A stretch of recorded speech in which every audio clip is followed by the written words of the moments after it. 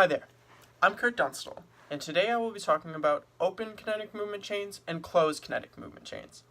Open kinetic movement chains are defined as a movement chain in which the distal part of your extremities are free to move. So that would be like your hands or your feet. So in that exercise, they're free to move around. A closed kinetic movement chain would be one in which they're stationary, the feet and hands. And so an example of a closed kinetic movement chain of the upper portion of the body would be a push-up.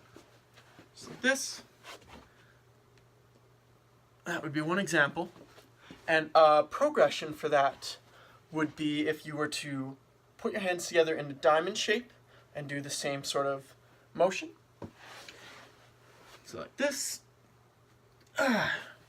That is quite a lot more difficult because you are actually considerably lowering your base of support. It used to be like this, and it used to be wide, and the wider and lower that you are, the more stable you're going to be, and so the less that you're going to have to work. But in that motion, I actually am quite a bit farther off from the ground because my arms are fully extended, and it's making my base quite a bit smaller. So a way to regress that, so a way to make that easier, the regression, would be if I were to go up at an angle. So if I'm to move the camera here, you can see this would be regression.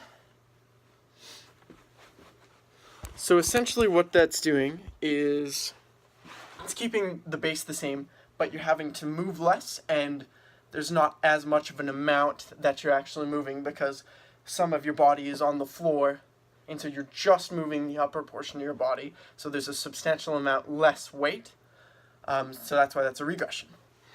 And so for the closed one, for the lower extremity, I was going to show squats.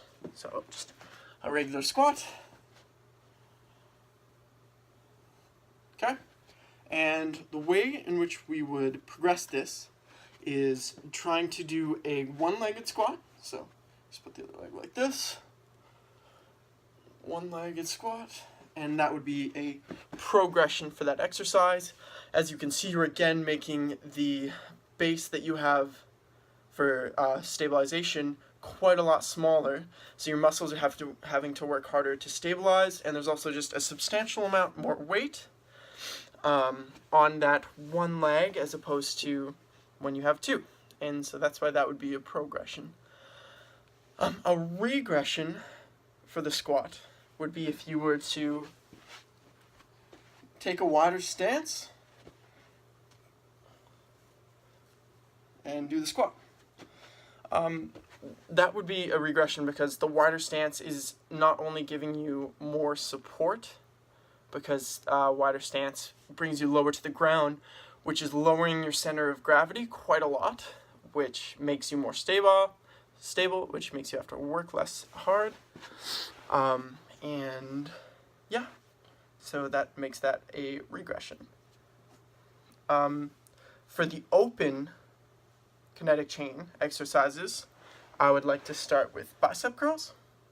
And so just a regular bicep curl is just this motion. You have a weight in this hand or no weight, and you just curl upwards.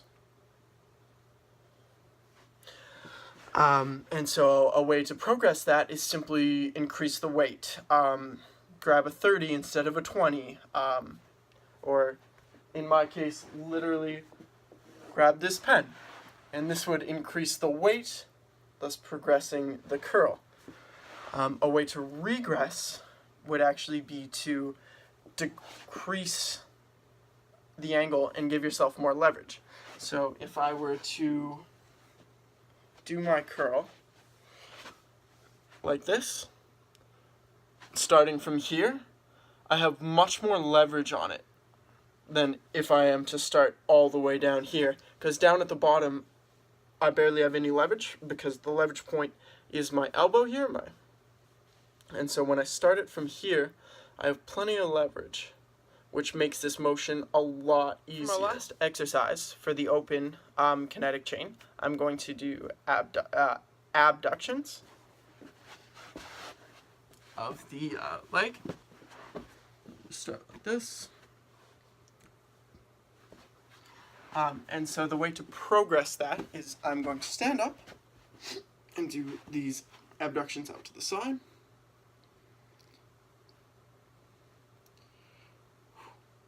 So one of the reasons why that is so much more difficult is it's harder for your body to resist gravity when it's not just directed straight down. So my leg is out to the side there, and so the muscles up here are having to work harder because essentially gravity has more leverage because it's acting on the end of my foot, which is way out here. And so that is why that would be a progression. And a regression to that movement would be if I lay down completely and just brought my leg up to the side, and out to the side, and out to the side. In that, my leg isn't actually having to resist gravity at all. I'm firmly planted on the ground, completely stable, because I'm laying all the way down, so that takes a lot of the effort out of my stabilizer muscles. And yeah, that would just be a regression for that motion.